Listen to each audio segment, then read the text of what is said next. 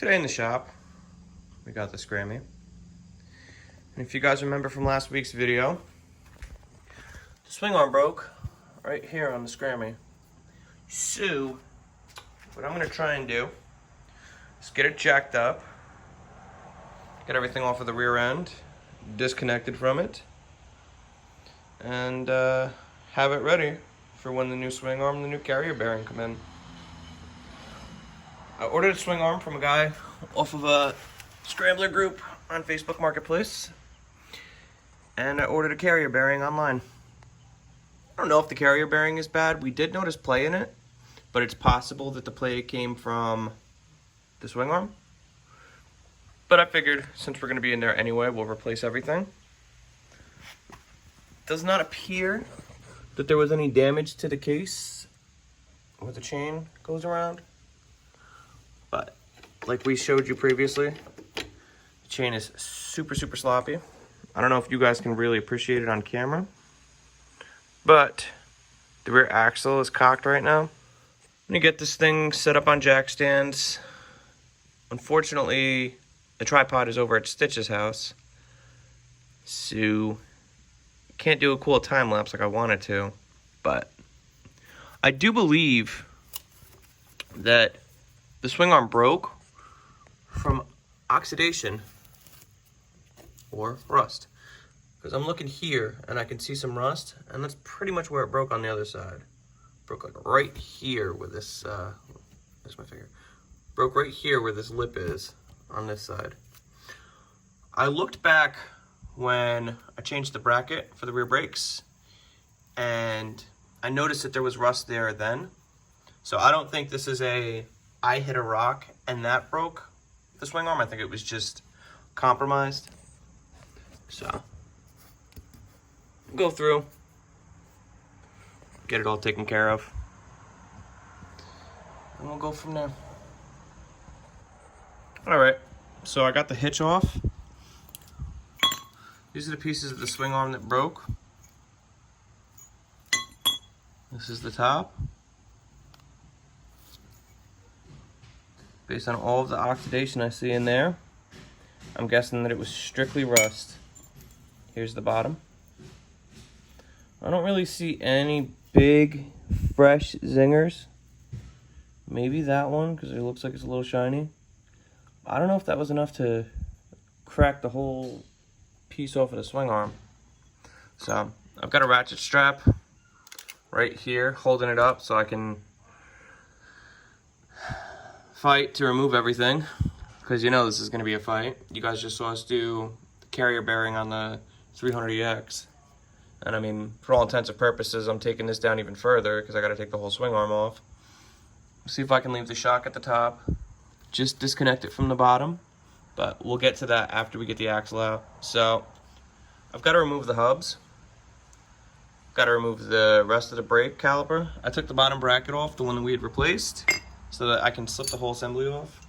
But I've got the parking brake set, so I'll have to release that, and then the whole caliper assembly should slide right off. I think I might take a bungee or something and just tie it up to the battery box so it's out of the way.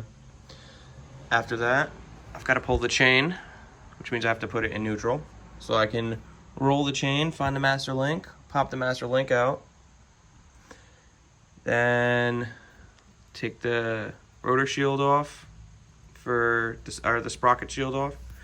Then, after I remove the chain, take the sprocket shield off, remove the shield, the sprocket, go on this side, I remove the rotor, and it should pretty much come out as far as I could tell. I don't see any little hidden bolts like we had on the 300EX.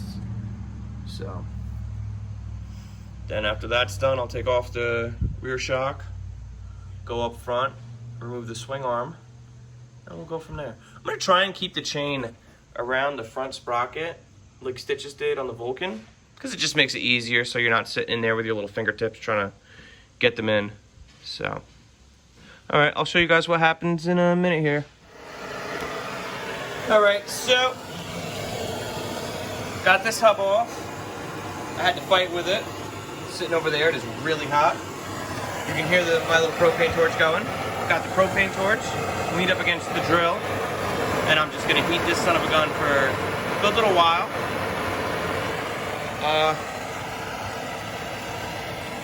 This is from my motorcycle stand. It's just like for the rear tire. I don't ever lock both tires. So I was taking this, putting it in the flat spot back here on the hub, right there, and grabbing my hammer and slamming it with the hammer.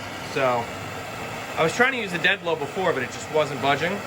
So I'm gonna try this and see if this works. It worked on this side flawlessly. So I'm gonna keep getting after it, and we'll check back with you when I got an update. All right, so as you can see, we got both hubs out. The left side didn't really fight me too bad. I just put the torch on it for a little while and got it really hot, beat it off. The right side, I had to fight with it. You can see how much rust is in these splines, and the back of the hub, a little chewed up. Doesn't look like it's anything that would affect the hub, the roundness of it. Maybe this spot right here, but take a look at it. I really fought this thing to get it off. So there's gonna be anti-seize. I'll look at it when I put it back on. If I have to order a new hub, so be it. But next part of this, so I'm gonna finish taking this stuff off. I'm gonna take the brake rotor off. I'm gonna take that cap off, and I'm gonna fight to try and get that nut off.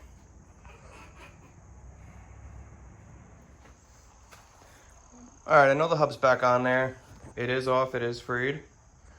I took the brake rotor assembly apart, and then afterwards watched the YouTube video. I realized I didn't have to take the brake rotor assembly apart. Put the hub back on there so that I could get my pry bar on there. My pry bar is bending and flexing, so I can get a little axle nut out. I went and grabbed the 2x4, tried using a 2x4, and I split the 2x4 in half. So I'm gonna have to go over to Stitch's house and grab Big Bertha, and then we'll reevaluate our lives after. All right, axle's out. The spline that holds, it's hot. Dumbass me. The spline that holds the chain and sprocket, or the hub, it's got splines in it that go into the axle. It does not twist. The nut, it's over here somewhere. I tried to get the nut off, twisting it. It didn't want to twist. There was so much rust. So what I ended up doing is I took the grinder and I ground it down right to the point where I was just going to start touching threads. That actually is from my chisel. Let's see if you can see the light through it. That was from my chisel because I chiseled it apart and it ended up separating. So now all I've got left is the broken swing arm, the carrier bearing, and the brake caliper back here. If you guys are just doing a carrier bearing, don't waste your time taking apart the brake rotor or the whole right hub assembly, because if you just disassemble if you guys are just doing a carrier bearing on a Polaris, don't waste your time disassembling the left side assembly with the brake rotor and all of that. The caliper still has to come off and the bracket has to come off, but you don't have to remove the rotor from the axle. You don't have to remove the hub from that side. It can all stay assembled. The sleeve, the collar, everything. There's no reason for that to come apart because the axle will slide from the right side to the left side. Now, to take the carrier out, obviously mine is a little bit different because mine's damaged, but there's a lip right here. The lip, you line up in here, you slide it, and it'll come right apart. Now mine, I should be able to take the ratchet strap apart, and it should come down, but we're gonna give it a shot. Sorry for the terrible camera angles. Our tripod is over in the shop, and I'm actually over at my house, so unfortunately, I don't have it. All right, so here's the carrier bearing. I don't know if it was bad or not. I know we had just greased it, but since I have the assembly apart anyway, I figure I might as well replace it because it's only like 60 bucks. So now I've got to pull this bolt for the shock, and I believe there's 2 bolts on the sides to get to the swing arm upper mount, and then the whole rear end should be disassembled. So, as I'm going through, trying to remove the shock, that play that we had noticed in the rear end, there's no carrier bearing, no carrier, no axle.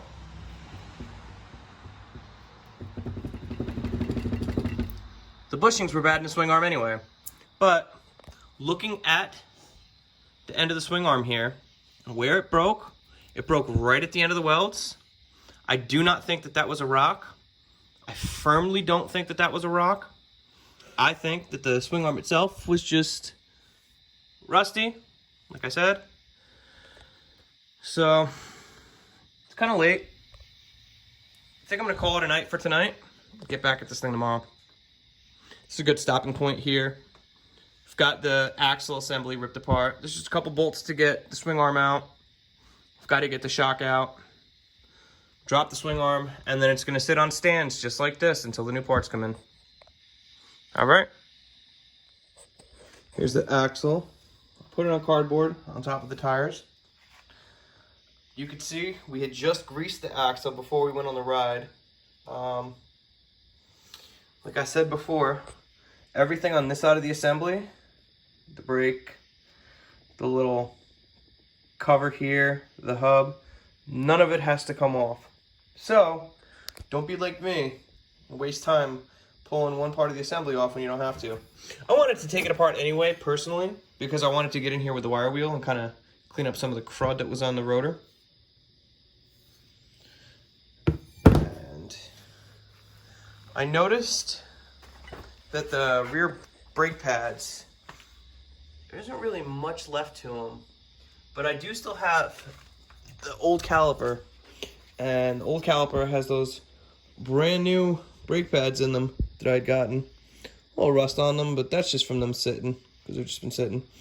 So once I get everything back together with the new swing arm, I'm gonna go through, change out the brake pads, and yeah, when we were riding, I had mentioned that my brakes were getting spongy when we were going down the hills.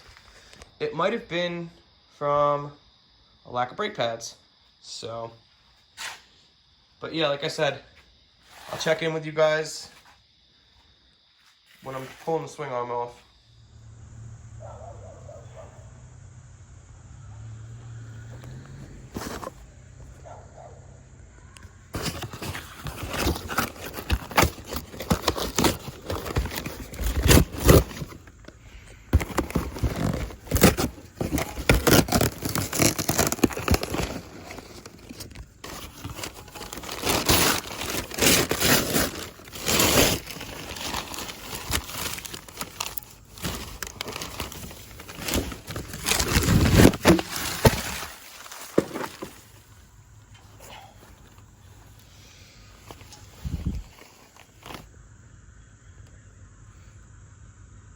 And that,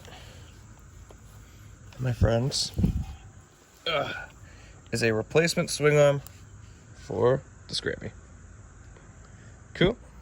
All right, we're back on the Scramby. It's the next day. As you guys saw, post office dropped off the new swing arm. So I've got the old swing arm here. Taking a look at it. I removed the cover over here on the side, and there's a 1/2-inch bolt that puts a lockdown for this. Not sure how this comes out yet. This is one of the swing arm bolts. And I haven't figured out where it is on the other side yet. It looks like it's behind the belt cover. Hopefully I don't have to pull the clutch just to get the swing arm out. I'm not sure. I think I'm gonna have to grind this bolt, like the head of the bolt off, and then just take a punch and punch it out. Because I mean, you could see I've beat that nylock nut with a hammer and it has not budged an inch. So give that a shot, see if I can get that guy out, and we'll go from there. I got the shock removed.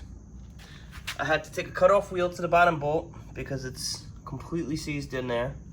The top bolt I did manage to separate from the bushing.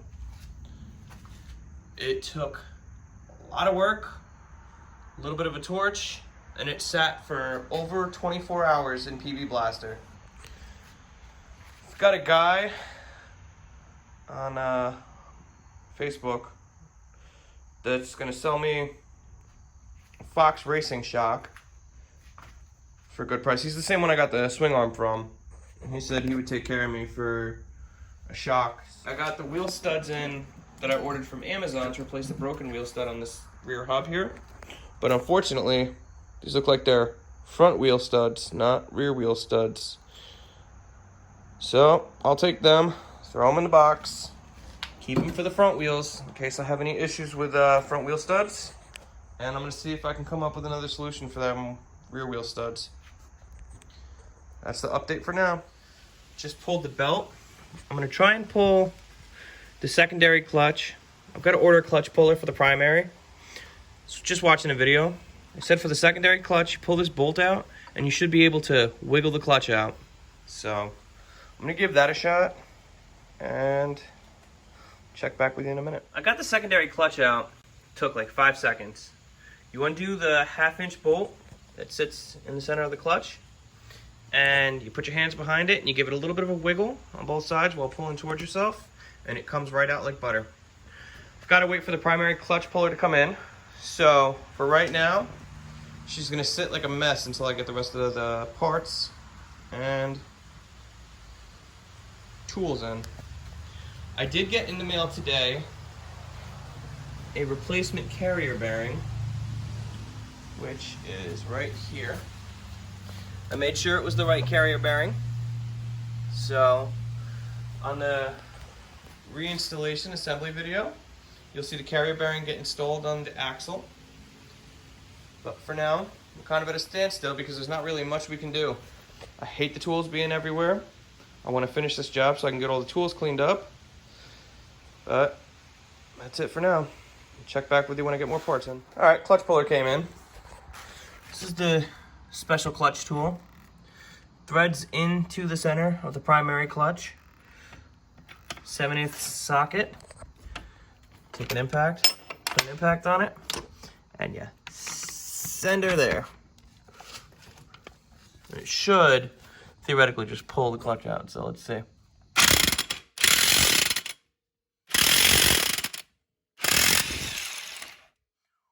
Wow, that was easy. Cool. So, I've got both clutches removed. Got to take this cover off, and then we can get to these bolts for the swing arm. All right, next step after you get the primary clutch off, there are 3 bolts that sit here. 1, 2, and 3. They're 3/8, they look like this. And there's another 3/8 that sits here. And there are these 3 Phillips that I put back in. They hold the cover on. You remove the cover. Once you have access, the next thing to do, there's a shield here. Get this bolt out. Then you can back this bolt out right here. That's the assembly for the left side of the swing arm. All right, got the swing arm out. I had to use a 1 5/8 socket to get these big bolts out on the side here. And for the swing arm itself, there's a bolt that goes through that would be on the right side if you're looking at the rear of the machine. On the inside, there's a washer and a nut. For the coupling on the inside, I used a 1 3/4 socket on the inner nut. And for this guy, this one's pretty big, I used a pipe wrench. And I had my buddy Ribby stand on it. And, you know, she kept it down while I used the pipe wrench with leverage to break it loose.